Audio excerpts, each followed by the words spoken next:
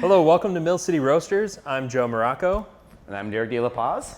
And today Derek's going to be telling me about this beautiful roaster. Yeah, we have the 500 gram Mill City North machine. Gas run, and here we go. All right, so let's just jump right in. Okay, sure. Would you mind firing this baby up? This is an exciting part of the day. If you're at a roastery, that means your day has begun somewhat.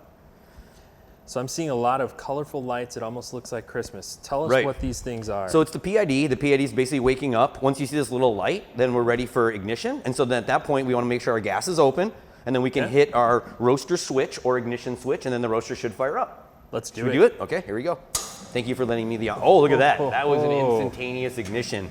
My gosh. I think we practiced this before. I'm going to do the reveal here. I'm going to turn the gas down, as we don't want to overuse the environment in our video. And the sound can be a little... I like the intense sound of the flame. It just makes me know that I'm roasting. I love roasting on a quiet machine like this because you can hear that flame so well. It's pretty exciting for sure. Yeah, we had a guest the other day that was shocked at how quiet their machines are.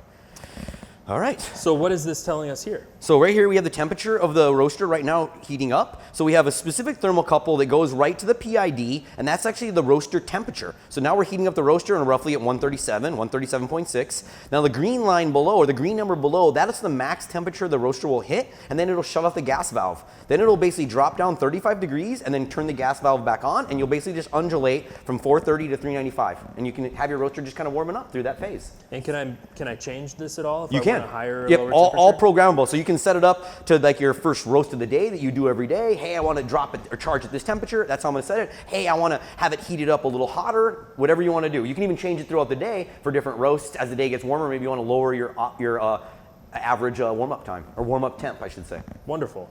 And what about this little guy? It so looks yeah, like 0 degrees right now. All of the Mill City roasters actually come with timers. Oh, it's so a it's timer. super nice, you know. So having a timer on your machine makes it so you don't have to buy a timer, and then when that timer falls off your machine and it breaks, you don't have to buy another timer. So this is excellent. Like roasting, when I started, these were the two secrets to how you'd roast coffee, and you'd use the trier and the sight glass. But this is all you really need to roast good coffee, I think. Incredible. So how do we stop that timer? Perfect. There, and then we have a reset right here, and then down here, this is the max the timer will hit, and then it'll stop counting. So you can program that just like you can program this to be whatever you want. 30 minutes is a little long for a roast, but we entertain those ideas here. We're open-ended. And what is your middle button here? Okay, so this is going to be the cooling tray fan. So all of our roasters come with different motors for cooling tray versus roast air. So that's a nice upgrade in a smaller roaster for sure. A lot of roaster manufacturers will use the same fan for both. We have independent fans. Incredible. So that's going to cool the coffee.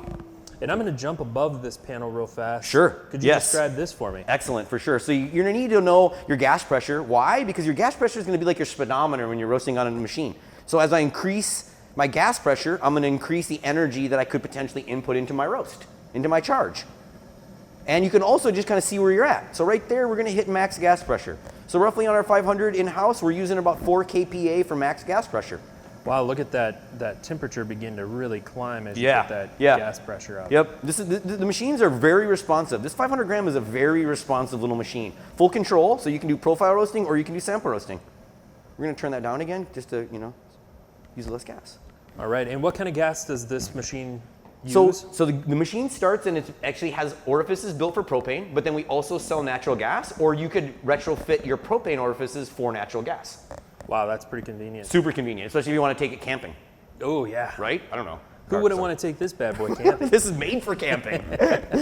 And then over here we have 2 different dials. What are these doing? Yeah, so here we have our air volume, or we're going to call that, in my day, we might have called that roast air, I want to say. So you're going to have a knob, and you can hear the VFD chirp a little bit as you bring up I guess you bring up the airflow. So that's basically going to be a knob that'll show you your increase in airflow.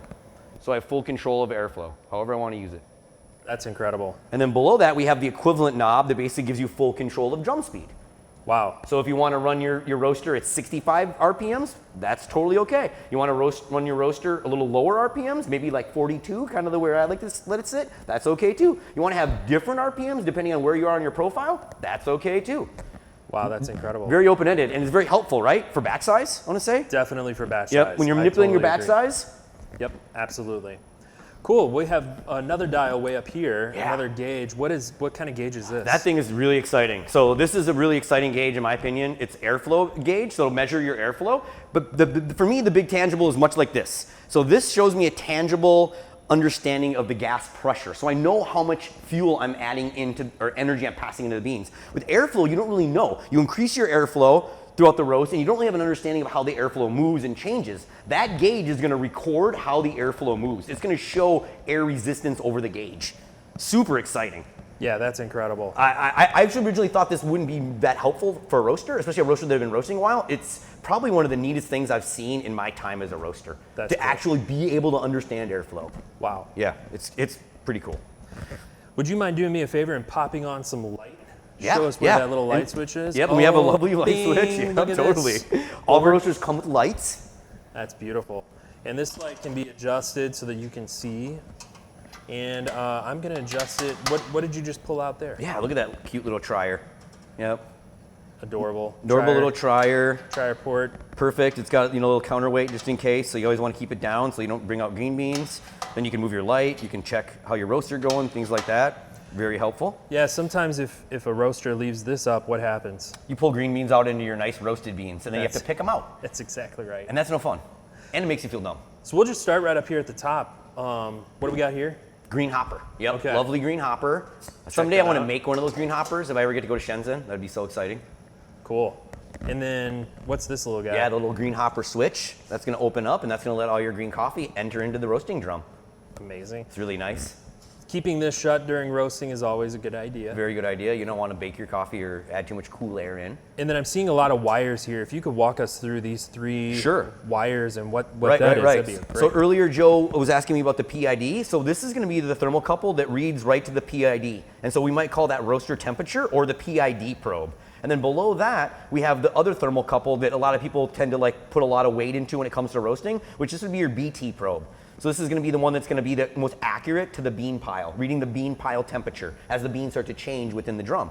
And then over here, we have a probe that's in the upper range of the drum, and that's basically going to measure the exit temperature of air. So it's going to give you a tangible recording of the hottest temperature your roasting air is probably going to achieve as it leaves the roaster.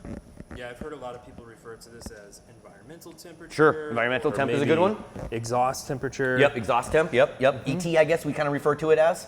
Yeah, and then one of the cool things that I've noticed on these machines is that with this probe being built right here into the door, you can clean that off so easily. Right, You can really super smart. Yeah, that's really smart design. It is really smart. And you don't realize how important it is till you have to clean it or replace your thermocouple. That's exactly right. So what do we have here? Ooh, cooling tray, super exciting. Obviously good coffee needs to be cooled quickly for you to preserve that awesome work you just did on the green in the roasting machine. So we have a lovely cooling tray. It's a ducted cooling tray, which is a slight upgrade from previous models of the 500 grams. So that's really definitely. nice. No chaff on your shoes or down your socks, which is not bad either, I guess. But the cooling tray is removable, so it's really nice. You can clean it. It's simple to clean out the cooling tray. You're always going to have a perfectly clean cooling tray on your 500 gram, and then you have the access right down there to the motor. You can see how nice the motor is. It's right below the cooling tray, so it's very efficient cooling. And also you can stir the coffee, you can shift it, you can shimmy it. Yeah. Really high-tech stirring device. Yep, exactly. Like wooden spoons, key to proper stirring, I want to say. Definitely, absolutely. And then I see that ducting comes right off the side of this. Yeah, Tell me about this ducting. Yeah, so this is the cooling tray duct. So this would be the cool line we'd say. This is all NordFab ductwork, which we custom make NordFab ductwork for your custom machines, or we make standard kits for all of our machines. So this is a very high quality duct kit, and it's really nice basically because it's high quality, it's easy to take apart, which then means it's easier to clean. And cleaning is such an important part of caring for your roasting machine that this ductwork kit, although a lot of people don't think of the ductwork that way as an important part of the roasting machine, it's very important. And having a quality ductwork kit that actually you can clean, that's going to save so many broken knuckles. It's going to save so many times that I just want to put my head in my hands with my machine. I love this ductwork, to be honest. Well, let's follow that ductwork back to the back of this machine. Yeah, I like that. Good theory. So here I see some more wires. What do we have going on back here? Yeah, so the other two thermocouples we saw, the BT thermocouple and the ET thermocouple, you would actually run those into your fidget. So all of our roasting machines from Mill City are going to come with a fidget. You're going to basically snip the wires and then put the inputs into your fidget. Then your fidget will then allow you to transmit all that data via USB cable that's also included with your machine to whatever data logging software or package you want to use. So whether you're going to use Artisan, which is open source and free, or whether you're going to use Cropster, which has a lot of bells and whistles and can really improve your game when it comes to roasting, or whatever kind of data logging you're going to use, whether you're going to use a pad, a home computer, a phone, whatever you're going to use, this will allow you to take all that information, communicate it to your device, and then record it on your device. And that's really important when it comes to the cupping table. In the moment, maybe it won't be the most important thing, but on the table, it's going to be pretty important. Super slick. I love it. Yep. And then what do we have going on up here? Yeah, so this is going to be the roast air fan. So we have the roast air fan, the roast air housing, and then you can see it junctures off into our cyclone and chaff can. So in Mill City, you're going to get a cyclone chaff can included with your machine, and they're actually one unit. So the upper half of this is actually a cyclonic action. It's dropping the heavy particulates down below. Then you have a little door, which that's where all your heavy particulates will hang out, mostly chaff. And then it's easy access so you can clean it. So this whole unit is very important to the overall roast air system. You're going to need to clean your housing quite regularly. This motor takes a lot of work. It does a lot of work for your roasting environment, and it takes a lot of abuse. So you're going to need to love this little piece of unit a lot on your machine, but it's also very high quality and easy to clean.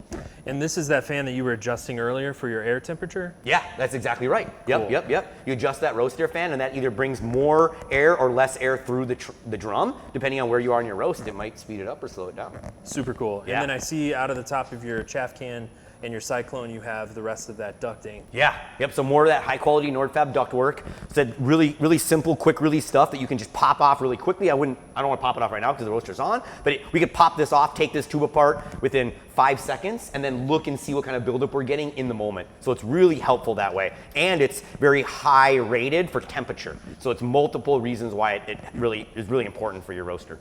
Cool. Any last thoughts about what you love about this machine? I mean, to be honest, I really love the ability for this machine to perform. I feel like this is more of a sports car. I kind of make these weird analogies in roasting school about the different machines, and I really feel like this is kind of like the Corvette, Ferrari, whatever your favorite sports car is, Porsche, depending on where you land with that. This thing is very agile. It can make a 90-degree turn at speed. It can also, accelerate from 0 to 100 in no time. I really think this machine has a lot of performance. In the same token, it also takes a little bit more control, I feel like.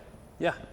Definitely, I would agree with you on that. And we have a lot of people that use this for multi-use. Yeah. What are some uses that a coffee roasting company could get out of a machine like this? Yeah, so this is a great machine, basically because you can sample roast on this machine and knock out a rockin' sample roast to make sure that your greens that you're buying are right within spec for what you're buying. And then you can take that green and do a production roast, a profile on it, and then take that profile and scale it up to your bigger machines. So you could save so much money and time by using way less greens to develop your roasts on the 500 to then bring it over to your 15K or your one bagger. Where I used to work, we had a one bag machine and a 50-pound machine, and we had a little 500. That was the secret to our success. We used to do 30-pound trial roasts on our 50-pound machine. And then we got the 500, and we would do 4 or 5 1-pound roasts, get way more data and development out of it at a minor cost. So yeah, really helpful that way, I think, Well, that's awesome. Thank you so much for your time. Oh, we thank hope you. that you've enjoyed this walkthrough, and we'll see you next time. For sure.